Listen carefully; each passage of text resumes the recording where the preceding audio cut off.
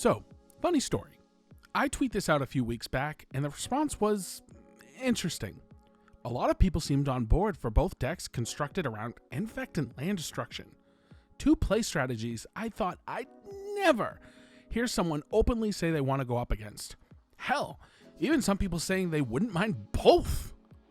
Upon my deep dive into the comments, I saw people suggesting commanders to brew around, and well, what do you know? We found one that was universally agreed upon that would make a great commander for a Naya, yes, Naya, land destruction and infect deck. And that card is Marath, Will of the Wild.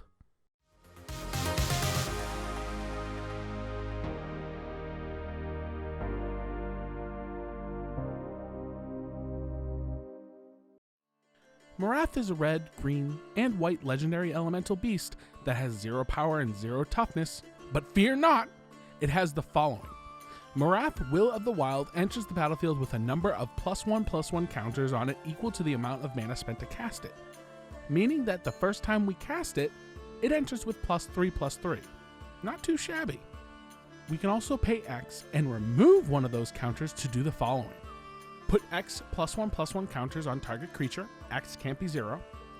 Marath deals X damage to any target, X once again cannot be 0.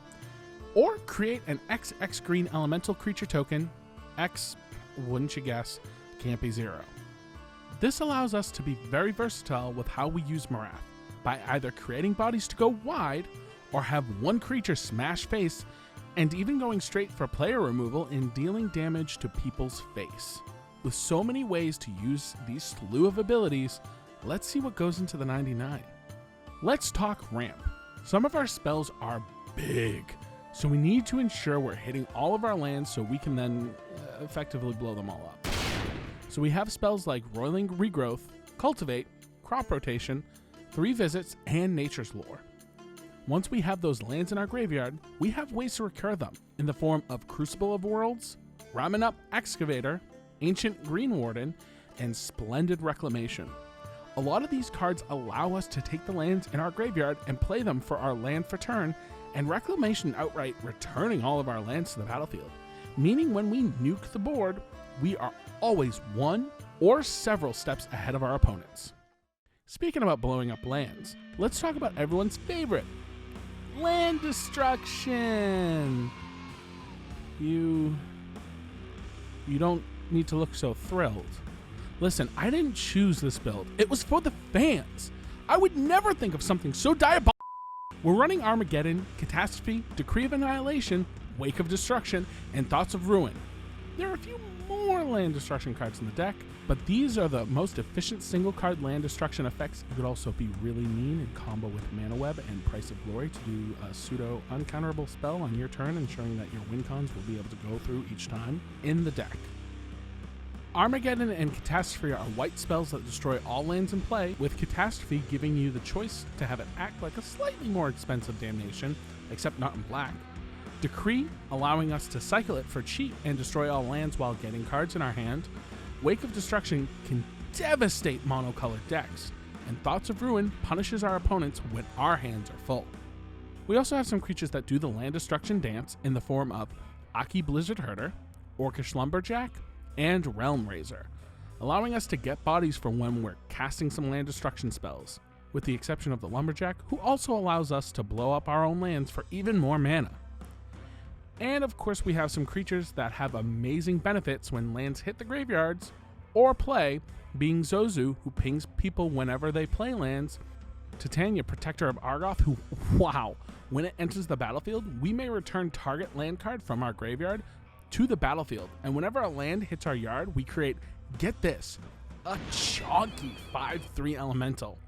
If you have this card on the field while a land wipe goes off, that's a lot of 5/3s. Now that we have our opponent's lands destroyed, having them begging to be put out of their misery, how do we close out the game? Well, thankfully, that's where our good friends with Infect come in, and we've got spells and creatures to clinch victory.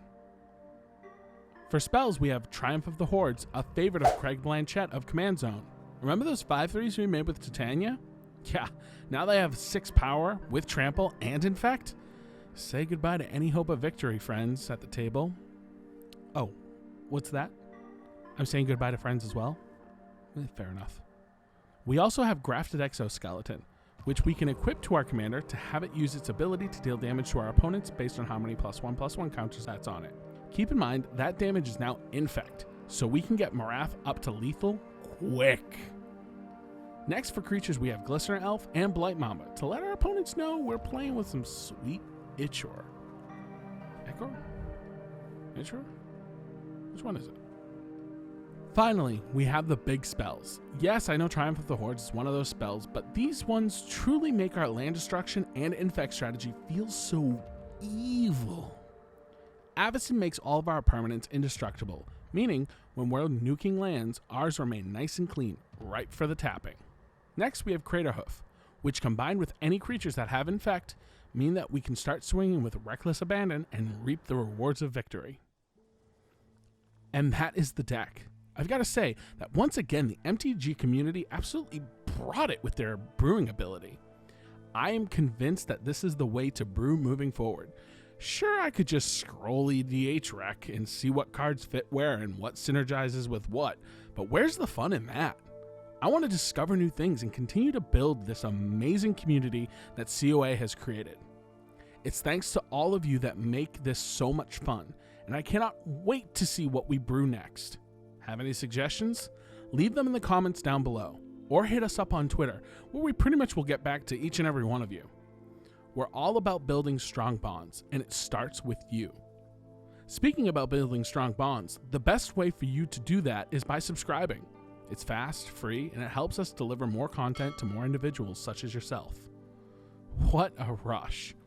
If any of the cards in this deck tech caught your eye, or any of the cards in the full Moxfield list did, well then feel free to mosey on down to TCGPlayer using our affiliate link to give us small guys a little kickback. We try to give back as much as we can to the community, and shopping with our affiliate link does just that.